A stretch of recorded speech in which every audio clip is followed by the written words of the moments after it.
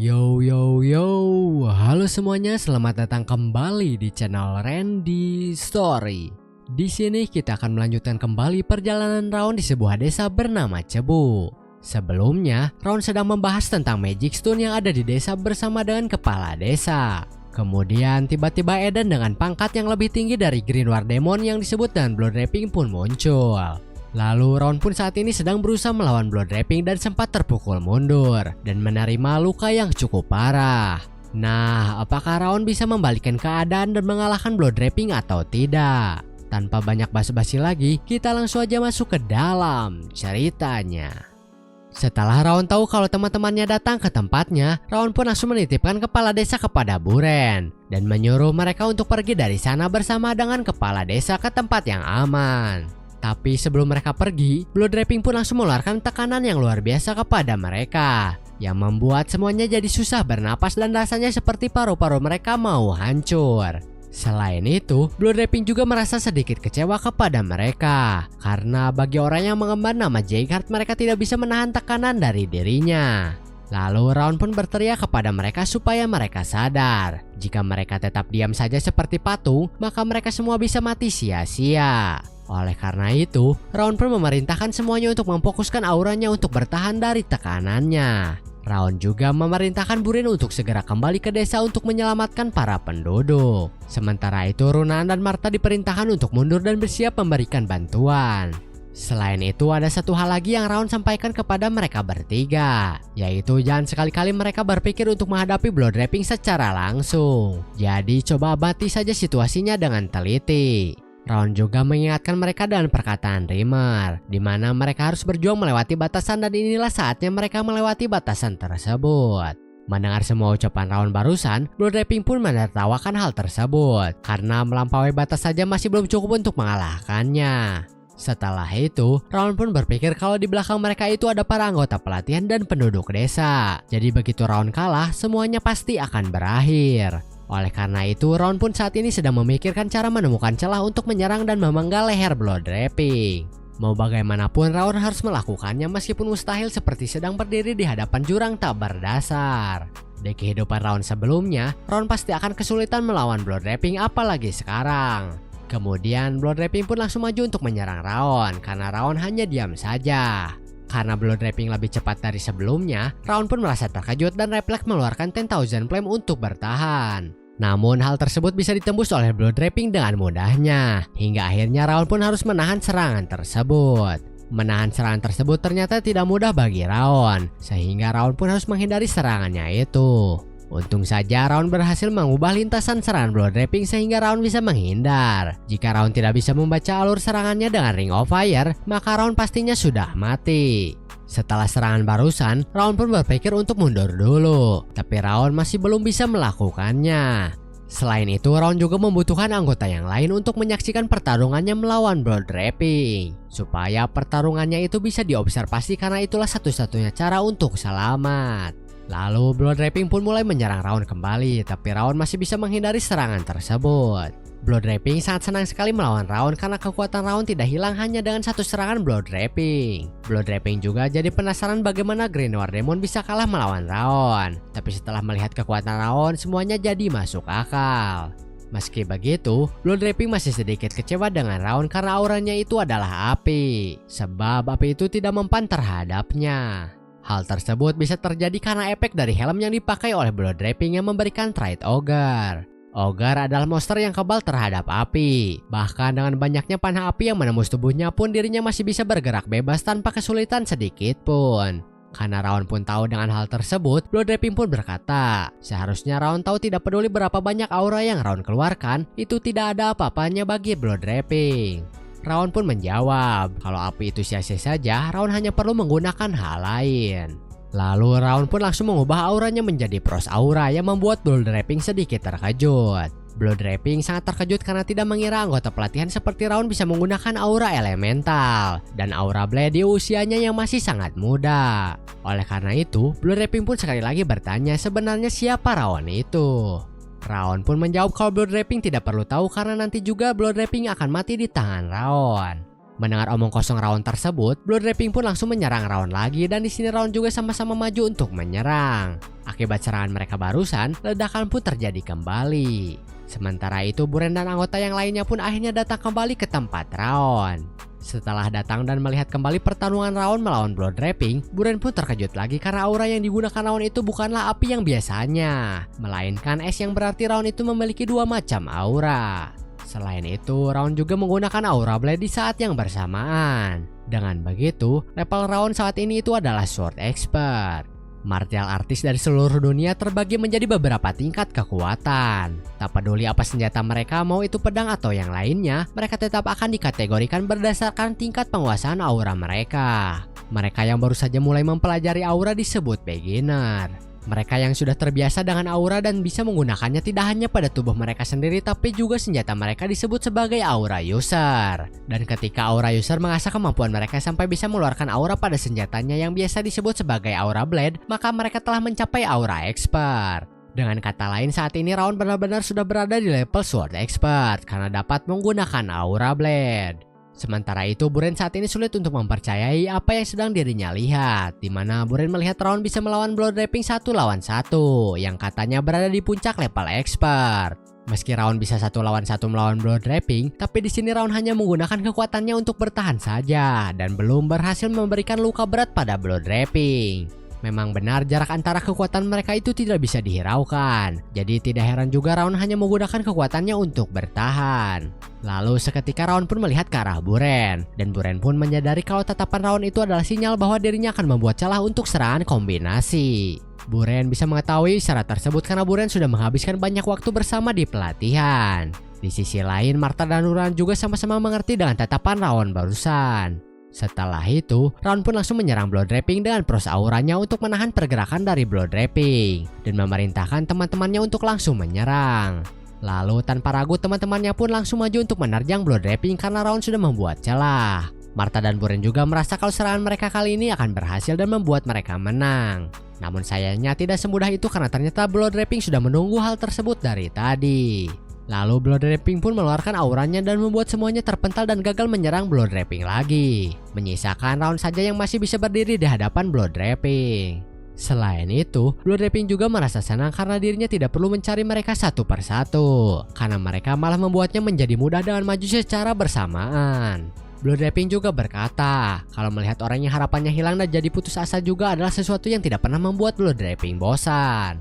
Setelah itu, Blood Rapping pun mulai menyerang Raon kembali dengan kekuatannya. Sementara itu, Raon pun berkata kalau dirinya juga sama sudah menunggu hal tersebut terjadi. Semua killing intense yang diasah dari kehidupan Raon sebelumnya sebagai assassin telah menyatu dengan Frost dari Frost Aura. Lalu dipadatkan menjadi satu titik melalui teknik 10,000 Flame sehingga jadilah teknik bernama Extreme Point yang saat ini Raon gunakan. Serangan tersebut benar-benar serangan dahsyat yang membuat tanah di belakang Blood Rapping ikut terkena efeknya. Namun ternyata serangan tersebut masih belum cukup kuat untuk bisa melukai Blood Rapping, meskipun sudah memusatkan auranya di satu titik. Selain itu, kalau Raon membuat kesalahan sedikit saja saat menggunakan teknik tersebut, maka Raon akan mati. Lalu Blood Rapping pun langsung memukul Raon hingga terpental. Dengan begitu, jarak kemampuan Raon dengan Blood Rapping ini benar-benar masih terlalu jauh. Sebelumnya itu, Blood Rapping sudah melemahkan auranya dan membuat Raon berpikir punya kesempatan. Tapi serangan Raon saja tidak bisa menusuk otot Blood Rapping karena Blood Rapping sudah memperkuat kulit dan ototnya untuk memblokir pedang. Dan kemampuan seperti itu, Blood Rapping saat ini berada di level Aura Master. Setelah mengetahui hal tersebut, Raon pun langsung berkata kepada teman-temannya kalau rencana mereka berakhir. Dan Raon juga memerintahkan semuanya untuk melarikan diri dari sana. Raon berkata begitu itu karena mereka tidak bisa mengalahkan Blood Rapping sekarang. Jadi Raon minta semuanya meninggalkan tempat itu dan evakuasi semua penduduk desa. Mereka benar-benar tidak mempunyai waktu lagi. Mereka harus mengevakuasi baik para anggota pelatihan maupun penduduk desa untuk mengurangi korban. Raon juga berteriak kepada Buren supaya tidak keras kepala, di mana dirinya akan mati sia-sia kalau terus melakukan semuanya dengan cara jihad. Mendengar hal tersebut, Buren pun tidak punya pilihan lain dan langsung memerintahkan para anggota pelatihan untuk fokus melarikan diri dari Blood Rapping. Buren juga memerintahkan untuk menyelamatkan sebanyak mungkin nyawa yang bisa diselamatkan. Sementara itu Runan berkata kepada Raon di mana Runan minta Raon tidak boleh mati. Raon yang mendengarnya pun hanya bisa tersenyum saja. Lalu Blood Rapping pun berkata kalau mereka semua tidak akan bisa melarikan diri karena Raon terlihat sudah tidak bisa menahan Blood Rapping lagi. Kemudian, Raon pun memanggil si api biru dan memberikan penawaran kepadanya. Mendengar hal tersebut, si api biru pun merasa senang. Tapi si api biru juga berkata kalau kondisi Raon itu sangat menyedihkan dan terlihat bisa mati kapan saja. Jadi si api biru pun bertanya apa yang mau Raon tawarkan kepada dirinya. Raon pun menjawab kalau tawarannya itu adalah mau yang mati Raon atau blood rapping. Raon minta si api biru memulihkan aura dan tubuh Raon. Sebagai gantinya, Raon akan membiarkan si api biru memberikan amarahnya kepada Raon. Setelah Raon berkata begitu, si api biru pun langsung memulihkan tubuh dan aura Raon serta memberikan amarahnya kepada Raon juga di saat yang bersamaan. Raon yang menerima amarah tersebut pun langsung merasakan kesakitan di sekujur tubuhnya dan membuat blood rapping terkejut apa yang dilakukan Raon hingga bisa pulih dalam sesaat. Blood rapping juga tidak bisa memahami pemulihan Raon tersebut. Kemudian, Raon pun berkata kalau blood rapping tidak perlu tahu hal tersebut. Raon juga meminta blood rapping untuk maju lagi karena Raon berniat menghibur blood rapping hingga matahari terbenam. Di sisi lain, Buren saat ini sedang memandu para anggota pelatihan untuk pergi dari desa. Mereka semua harus bergerak cepat karena tidak ada waktu lagi. Melihat Buren yang seperti itu, para anggota pelatihan pun mulai bertanya-tanya apa yang sebenarnya terjadi dan kenapa hal tersebut terjadi saat mereka semua ada di desa. Mendengar anggota pelatihan yang berkata begitu, Martha pun memberitahu mereka kalau saat ini Raon sedang menahan monster seorang diri demi orang-orang bisa kabur. Kondisi Raon juga saat ini sudah sangat parah di mana lengannya patah dan tulang rusuknya remuk. Tapi meski begitu, Raon tetap bertahan jadi Martha meminta semuanya untuk tidak mengeluh jika mereka tidak bisa membantu Raon yang sedang kesulitan. Mendengar perkataan Martha barusan, Buren pun setuju dan langsung memerintahkan semuanya untuk tidak mengeluh dan bergerak lebih cepat. Selain itu, Kren juga sudah pergi untuk meminta bantuan dari tempat terdekat. Jadi Buren yakin tidak lama lagi bala bantuan akan datang. Lalu tiba-tiba di belakang Buren pun muncul Ogre dan membuat Buren bertanya-tanya bagaimana monster tersebut bisa ada di sana apalagi bukan hanya satu. Tapi mereka datang secara bergerombol dan mengepung para anggota pelatihan. Ogre yang bekerja sama itu adalah sesuatu yang tidak masuk akal karena mereka biasanya tidak seperti itu. Lalu Martha pun langsung menyimpulkan jangan-jangan hal tersebut itu adalah ulah edan karena Martha pernah dengar mereka bisa mengendalikan monster. Selain itu, alasan blood rapping mengabaikan yang lainnya itu karena mereka ternyata sudah melepaskan Ogre dari awal dan sudah memprediksi apa yang akan terjadi. Sementara itu, para anggota pelatihan pun sudah putus asa dan merasa mereka semua akan mati. Tapi Buren pun langsung berkata kalau mereka jangan menyerah. Raon masih bertarung. Kalau mereka mati sia-sia, bagaimana bisa mereka menghadapi Raon yang sedang melawan blood rapping seorang diri? Martha pun setuju dengan Buren. Dan Runaan berkata kalau mereka harus mengamankan penduduk. Setelah itu pergi untuk menyelamatkan Raon. Dengan begitu, mereka bertiga pun bertekad kalau mereka tidak akan mati di sana. Karena itulah rasa hormat tertinggi yang bisa mereka tunjukkan kepada Raon yang bertarung seorang diri demi mereka. Kemudian, mereka pun mulai maju untuk menyerang para Ogre. Tapi tiba-tiba hembusan angin yang mengalahkan para Ogre pun muncul dan membuat Buren terkejut. Lalu kita kembali lagi ke tempat Raon berada. Di sini Raon sudah benar-benar tak berdaya lagi. Sementara itu blood rapping menyuruh Raon untuk menyerah. Kondisi Raon saat ini itu lebih parah dari sebelumnya di mana lengan kiri Raon itu patah lagi setelah dipulihkan oleh si api biru. Sehingga membuat Raon berpikir kalau lengannya itu mengganggu dan berniat memotongnya agar dirinya bisa bertarung lebih lama lagi. Setelah itu, Raon pun mulai sedikit pingsan dan bertanya-tanya kepada dirinya sendiri kenapa dirinya melakukan itu semua. Saat ini otot dan kulit Raon berteriak kesakitan dan Raon menahan rasa sakit tersebut yang belum pernah dirinya rasakan sebelumnya. Bahkan tidak di kehidupan Raon sebelumnya. Kalau Raon yang ada di sini itu adalah Raon yang dulu, maka dirinya pasti akan lari tanpa pikir panjang. Lalu Raon pun tiba-tiba mengingat ucapan ibunya yang dimana ibunya itu meminta Raon untuk menjadi seorang swordman yang pantas menerima nama Jaeger. Setelah mengingat ucapan tersebut, Raon pun mulai sadar kalau Raon melakukan hal tersebut itu karena kenangan yang dirinya miliki bersama banyak orang. Runaan yang tampaknya tidak peduli pada orang lain ternyata lebih baik dari siapapun. Meski awalnya kacau, Buren sekarang mengejar impiannya. Lalu Martha pun tidak bisa tergoyahkan menjadi pilar untuk dukungan. Meski sifatnya kasar, tapi dirinya itu tangguh. Raon akan disebut pembohong jika dirinya mengatakan kalau dirinya tidak memiliki perasaan apa-apa pada mereka. Raon itu saat ini ingin menyelamatkan mereka dan dengan perlahan menjadi swordman sesungguhnya keluarga Jaeger. Kemudian si api biru pun muncul dan bertanya, apakah Raon menerima amarahnya itu hanya untuk memberi waktu teman-temannya lari saja? Raon pun menjawab kalau hal tersebut memang benar. Si api biru pun berkata kembali kalau Raon itu memang hebat. Tapi ada batasan sejauh mana Raon bisa terus mengabaikan amarah si api biru. Apalagi saat ini Raon saja sudah tidak sanggup untuk berdiri lagi setelah menerima amarah si api biru. Si api biru pun memberitahu Raon, di saat Raon menerima amarahnya maka Raon itu memang sudah ditakdirkan untuk gagal. Mungkin Raon bisa menghentikan si api biru untuk mengendalikan tubuh Raon. Tapi saat Raon setuju untuk membiarkan si api biru memberikan amarahnya maka semuanya sudah tamat. Di sisi lain, Blood Rapping pun berkata kalau Raon itu sudah mencapai batasannya. Tapi Blood Rapping mempunyai ide di mana dirinya tidak akan menghabisi Raon terlebih dahulu. Karena dirinya berniat menghabisi teman-teman Raon lebih dulu dan menyimpan Raon untuk jadi yang terakhir. Karena itu jauh lebih menghibur bagi Blood Rapping. Membayangkan ekspresi Raon melihat teman-temannya dipenggal saja sudah membuat Blood Rapping senang apalagi hal tersebut terjadi. Mendengar hal tersebut, Raon pun merasa kesal karena sudah tidak bisa berbuat apa-apa lagi. Karena teman-temannya itu masih anggota pelatihan, mereka tidak mungkin bisa menahan serangan dari Blood Rapping yang berada di level Master. Oleh karena itu, Raon pun bertekad untuk menahan Blood Rapping terus sampai semuanya berhasil mengamankan diri mereka. Lalu Raon pun memaksakan dirinya untuk berdiri kembali dan berkata kalau dirinya yang merupakan keturunan langsung Glenn Jaegerth suatu hari nanti akan menjadi swordman terkuat di benua. Jadi sampai jantung Raon berhenti berdetak, Raon tidak akan meninggalkan tempatnya saat ini dan membiarkan Blood Rapping pergi begitu saja. Mendengar hal tersebut, Blood Rapping pun memuji semangat yang dimiliki oleh Raon dan akan melawan Raon kembali untuk memberikan rasa hormatnya. Kemudian, Blood Rapping pun berkata kalau dirinya akan mengingat nama Raon dan langsung menyerang Raon. Sementara itu, Raon sudah tidak bisa menghindari serangan Blood Rapping lagi karena sudah kehabisan tenaga. Tapi tiba-tiba hembusan angin pun muncul yang dimana itu adalah tanda kalau Rimmer telah datang untuk membantu Raon. Datang-datang Rimmer langsung menahan serangan Blood Rapping barusan yang hendak ditujukan kepada Raon. Lalu Raon pun berkata kalau Rimmer itu terlambat dan Rimmer menjawabnya dengan meminta maaf karena dirinya ketiduran. Rimmer juga berkata kalau dirinya akan mengatasi sisanya jadi Raon bisa beristirahat. Setelah itu, Blood Rapping pun terkejut dan bertanya-tanya bagaimana Rimmer bisa ke sana. Rimmer pun menjawab kalau dirinya tidak tahan melihat muridnya diinjak-injak oleh sampah seperti Blood Rapping. Mendengar hal tersebut, Blood Rapping pun tidak menyangka kalau Rimmer akan jadi pengawas misi anggota pelatihan. Karena kalau begitu tandanya keluarga Jaegerth sekarang sudah jatuh. Lalu pertempuran Rimmer dan Blood Rapping pun terjadi. Blood Rapping berkata kalau Rimmer saat ini sudah tidak seperti dahulu lagi. Serangannya saja nyaris tidak mengenainya, bahkan keseimbangan Rimmer juga sudah hilang.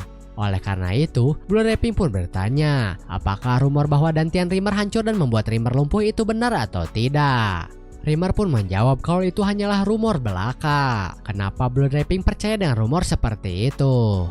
Rimmer juga berkata, entah dulu atau sekarang Eden masih saja ketinggalan berita. Sudah berapa lama Rimmer tidak di garis depan tapi hal itu masih terus dibicarakan. Blood Rapping pun berkata kalau Rimmer itu berbohong karena terlihat jelas kalau pedang Rimmer itu sudah tidak seganas dulu. Dan kini pedang Rimmer itu hanya seperti hembusan angin sepoi-sepoi saja. Lalu Blood Rapping pun langsung memperbesar kekuatannya untuk menyerang Rimmer karena Rimmer tidak bisa menyerang dirinya dengan cara seperti itu. Namun serangan Blood Rapping masih bisa dihindari oleh Rimmer dengan sangat mudah. Bahkan pergerakan Rimmer masih sangat baik tanpa aura. Kemudian Raon pun berpikir jika Rimmer menggunakan aura pasti Rimmer sudah menang dari awal. Tapi kenapa Rimmer bertarung tanpa menggunakan aura? Apakah Rimmer memang sengaja menunjukkan swordmanship-nya kepada Raon? Rimmer benar-benar sudah gila karena berusaha mengajar pada situasi seperti itu. Setelah itu Rimmer pun berkata kalau Blood Rapping itu banyak bicara saja dan tidak bisa menangkap Rimmer yang lemah. Mendengar ucapan tersebut, Blood Rapping pun merasa kesal dan berkata kepada Rimmer untuk berhenti bermain-main dan hadapi dirinya dengan sungguh-sungguh. Sementara itu, Rimmer pun mulai berpikir kalau dirinya memang tidak bisa terus santai seperti itu. Karena kalau seperti itu terus Rimmer akan terbebani. Oleh karena itu, Rimmer pun langsung memerintahkan Raon untuk memperhatikan dirinya. Di sini Rimmer berniat memperlihatkan cara Jaegerth bertarung dan level yang harus dicapai oleh Raon. Lalu Rimmer pun langsung mengeluarkan skillnya yang bernama Swordfield Creation Eye of Storm. Melihat skill tersebut, Blood Rapping pun berpikir kalau dirinya tidak bisa kabur karena aura Rimmer sudah memenuhi dan menekan tempat mereka bertarung. Oleh sebab itu, Blood Rapping memutuskan untuk menghancurkan hal tersebut karena itulah satu-satunya cara. Kemudian, Blood Rapping pun maju untuk menyerang Rimmer dan di sini Rimmer juga maju untuk menyerang Blood Rapping. Mereka berdua sama-sama maju untuk menyerang hingga akhirnya terjadilah benturan kekuatan yang sangat dahsyat sampai membuat ledakan terjadi. Setelah serangan tersebut, Blood Rapping pun berkata kalau Rimmer telah berhasil mengurangi separuh kekuatan tubuh dan aura lalu mengumpulkan semua angin ke dalam pedangnya yang disebut dengan Sword Realm. Tapi Blood Rapping pun masih tidak percaya dengan yang dirinya rasakan, karena orang yang tidak memiliki darah J-Card seperti Rimmer bisa menciptakan Sword Realm. Rimmer pun mengkoreksi hal tersebut. Itu bukanlah Sword Realm, tapi itu hanyalah tiruan saja dengan meminjam kekuatan alam karena elf itu dekat dengan alam. Kemudian, Blood Rapping pun berkata kembali kalau dirinya menyesali satu hal, yaitu dirinya tidak membunuh Raon. Apapun caranya, mereka harus menyingkirkan Raon. Jika Raon masih ada, maka Raon akan mengacaukan rencana besar Eden. Benar hal tersebut, Rimmer pun menjawab kalau dirinya tidak bisa membiarkan Raja Muda mereka jatuh ke tangan sampah seperti Eden. Lalu Blood Rapping pun berkata kepada Raon kalau dirinya memang punya kualifikasi sebagai raja. Tapi Raon jangan terlena begitu saja karena Eden juga masih punya talenta yang bisa menyaingi Raon. Hari ini Blood Rapping memang kalah oleh Rimmer, tapi kedepannya tidak ada yang tahu akan seperti apa. Setelah itu, Rimmer pun mendatangi Raon dan berkata kalau Sword Realm adalah teknik yang harus Raon kuasai sebagai seorang J-Card. Berbeda dengan maga yang membuat barir dengan mana, Swordman menciptakan barir tersebut dan pencapaian jiwa dan momentumnya sudah dibangun. Sword Realm diciptakan dengan menggabungkan semua hal, mulai dari pengalaman, pencapaian, aura bahkan masa depan. Karena Raon adalah keturunan langsung, maka Raon bisa melakukan hal tersebut suatu hari nanti. Sampai saat itu tiba, Rimmer minta Raon untuk belajar dan mencari banyak pengalaman. Lalu teman-teman Raon pun datang dan mereka juga langsung berlari ke arah Raon karena mereka merasa senang melihat Raon masih selamat. Di sisi lain, Rimmer berpikir bagi orang yang bukan berdarah J-Card, membuka Sword Realm membutuhkan beberapa syarat. Di luar pengalaman, dibutuhkan talent dalam atribut dan vitality yang melampaui kekuatan fisik, yang artinya hal tersebut itu mengonsumsi kehidupan. Selain dantian Rimmer yang sudah terluka, membuka Sword Realm juga beban yang luar biasa bagi Rimmer. Meski begitu, Rimmer tidak menyesali apa yang sudah dirinya lakukan, karena apa yang ditunjukkan Raon sebelumnya kepada Rimmer itu adalah tanda kalau raja baru telah terlahir. Selain itu, saat Rimmer melihat Raon yang seperti itu, Rimmer juga memutuskan kalau dirinya akan mengakui Raon sebagai raja barunya. Bagi Rimmer yang sudah tidak merasakan kehidupan lagi sejak dantiannya hancur, anak-anak di anggota pelatihannya memberikan makna kehidupan baru bagi Rimmer. Dan sekarang mereka benar-benar menjadi kehidupan baru bagi Rimmer. Oleh karena itu, Rimmer tidak menyesal kehilangan sedikit umurnya. Dan sebelum umurnya habis, Rimmer juga ingin melihat Raon menjadi Raja J-Card yang baru. Mungkin cukup sekian untuk video kali ini. Di sini Raon dan kawan-kawan akhirnya berhasil mengalahkan Blood Rapping dan Eden dengan bantuan Rimmer. Selain itu, di saat Rimmer melawan Blood Rapping, dirinya juga menggunakan kekuatan yang membuat dirinya kehilangan sebagian umurnya. Meski begitu, Rimmer tidak menyesali hal tersebut karena hal tersebut adalah pengorbanan dirinya untuk kelahiran raja baru J-Card. Nah, apa yang akan terjadi selanjutnya dengan Raon? Kita tunggu saja kelanjutan perjalanan Raon di video selanjutnya. See you in the next video. Bye-bye.